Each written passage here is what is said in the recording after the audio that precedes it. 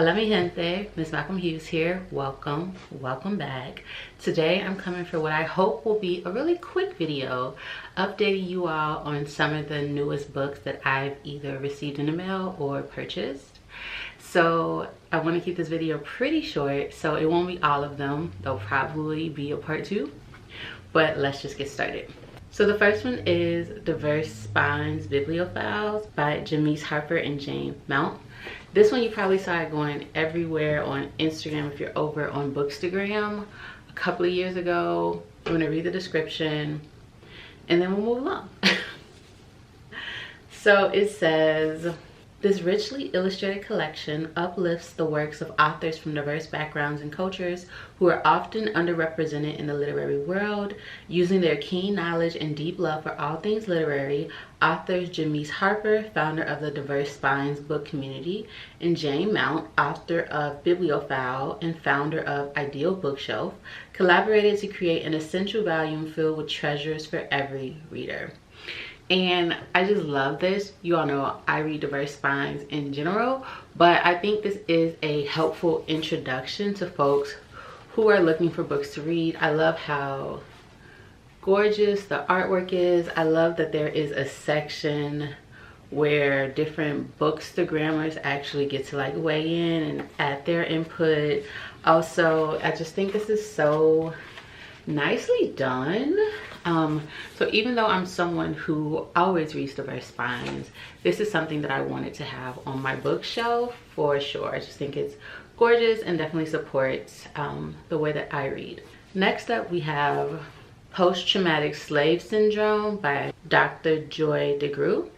And this is something that I'm actually really excited to delve into. Anyone who's had a conversation with me for an extended period of time knows that I believe and often say that Black Americans suffer from a state of PTSD and are constantly triggered by the environment that we live in.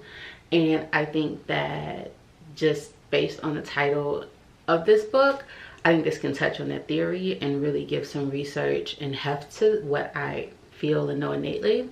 So I'm hoping that this goes where I want it to go, but either way I'm excited to read it. Here's the description. In the 16th century, the beginning of African enslavement in the Americas until the ratification of the 13th Amendment and emancipation in 1865, Africans were hunted like animals, captured, sold, tortured, and raped. They experienced the worst kind of physical, emotional, psychological, and spiritual abuse. Given such history, isn't it likely that many of the enslaved were severely traumatized? And did the trauma and the effects of such horrific abuse end with the abolition of slavery? Emancipation was followed by 100 more years of institutionalized subjugation through the enactment of Black codes and Jim Crow laws, peonage, convict leasing, domestic terrorism, and lynching. Today the violations continue, and when combined with the crimes of the past, they result in yet unmeasured injury. What do repeated traumas endured generation after generation by a people produce? What impact have these ordeals had on African Americans today? Dr. Joy DeGruy answers these questions and more. With over 30 years of practical experience as a professional in the mental health field, Dr. DeGruy encourages African Americans to view their attitudes, assumptions, and behaviors through the lens of history and so gain a greater understanding of how centuries of slavery and oppression has impacted people of African descent in America. Post-traumatic slave syndrome helps to lay the necessary foundation to ensure the well-being and sustained health of future generations and provides a rare glimpse into the evolution of society's beliefs, feelings, attitudes, and behavior concerning race in America. Definitely one I'm looking forward to cracking open. Next up, we have The World We Make by N.K. Jemisin. Really appreciate this author. Read some of their works recently in the last couple of years. I do have some reviews of their works over on the channel, so definitely check it out. Here's the description. All is not well in the city that never sleeps. Even though the avatars of New York City have temporarily managed to stop the woman in white from invading and destroying the entire universe in the process, the mysterious capital E, enemy, has more subtle powers at her disposal. A new candidate for mayor wielding the populist rhetoric of gentrification, xenophobia, and law and order may have what it takes to change the nature of New York City itself. In order to defeat him and the enemy who holds his purse strings, the avatars will have to join together with the other great cities or risk the entire universe collapsing. So definitely usually more sci-fi, but one that I enjoy reading and I'm looking forward to getting into.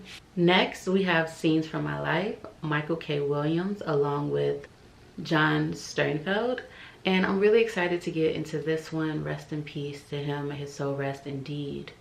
I think we all know him from The Wires, where a lot of us first became familiar with him. He's obviously gone on to do so many other works. Just really a talent, and I would definitely love to know more about their background, their story, the life they lived. I know that it was tumultuous, peaks and valleys like all of us, but definitely one I'm looking forward to delving into. I've only heard good things, so I'm excited to check it out for myself. Let's get into the description. When Michael K. Williams died on September 6, 2021, he left behind a career as one of the most electrifying actors of his generation.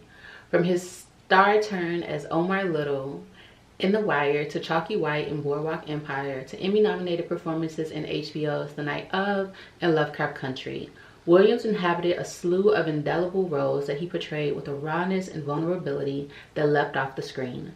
Beyond the nominations and acclaim, Williams played characters who connected, whose humanity couldn't be denied, whose stories were too often left out of the main narrative. At the time of his death, Williams had nearly finished this memoir, which tells the story of his past while looking to the future, a book that merges his life and his life's work. Mike, as his friends knew him, was so much more than an actor. In Scenes from My Life, he traces his life in whole, from his childhood in East Flatbush, New York, and his early years as a dancer, to his battles with addiction and the bar fight that left his face with its distinguishing scar. He was a committed Brooklyn resident and activist who dedicated himself to working with social justice organizations and his community, especially in helping at-risk youth find their voices and carve out their futures. Williams worked to keep the spotlight on those he fought for and with, whom he believed in with his whole heart. Imbued with poignance and raw honesty, Scenes from My Life is the story of a performer who gave his all to everything he did, in his own voice, in his own words, as only he could. One I'm definitely looking forward to reading. Last but not least for this video is The Ghost at the Feast, America and the Collapse of World Order by Robert Kagan. This is one that I wasn't familiar with before I got it in the mail, but I'm super excited to have it. It is a hefty one, but it's a topic that I'm definitely interested in and excited to read. I'm a light history buff. I love learning about the past and how it shapes and impacts who we are today in the societies and worlds that we're creating. So let's get into the description. A comprehensive, sweeping history of America's rise to global superpower. At the dawn of the 20th century, the United States was one of the world's richest, most populous, most technologically advanced nations.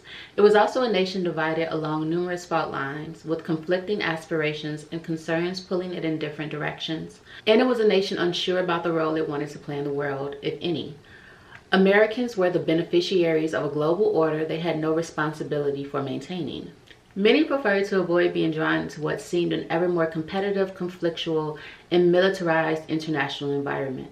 However, many also were eager to see the United States taking a share of international responsibility, working with others to preserve peace and advance civilization. The story of American foreign policy in the first 4 decades of the 20th century is about the effort to do both, to adjust the nation to its new position without sacrificing the principles developed in the past, as one contemporary put it. This would prove a difficult task. The collapse of British naval power, combined with the rise of Germany and Japan, suddenly placed the United States in a pivotal position. American military power helped defeat Germany in the First World War, and the peace that followed was significantly shaped by a U.S. president. But Americans recoiled from their deep involvement in world affairs, and for the next 2 decades, they sat by as fascism and tyranny spread unchecked, ultimately causing the liberal world order to fall apart. America's resulting intervention in the Second World War marked the beginning of a new era for the United States and for the world. Brilliant and insightful, The Ghost at the Feast shows both the perils of American withdrawal from the world and the price of international responsibility. So as you all can see, the books that I read, they don't always make it to the channel, but they are wide and vast. And so these are just some of the books that I've received or picked up recently. I'll definitely come back to share more with you all soon. The books that I'm currently reading is in a video that I just posted during my last review, so check that out. And until the next time, I am MsMalcolmHughes, one who believes that books are sometimes better than people. Please remember to give time, to be kind to each other, and to have the best day of your life on purpose. Peace, odabo, adios. Ciao.